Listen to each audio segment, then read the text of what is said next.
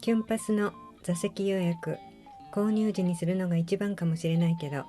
6時から7時台を除けば意外と予約可能な列車もたくさんあるかも。去年直前で座席変更した時、意外と空いてると感じた。発見後の変更は緑の窓口じゃないとできないので、乗車直前の方がいいかもだけど、乗り遅れないように気をつけて。日付の変更は1回まで可能。発見前ならエキネットで簡単にできます。予約が難しければ2週間前にエキネットでキュンパスを買って座席予約をせずに乗る前に発見、自由席に乗れば簡単にキュンパス旅ができるよ。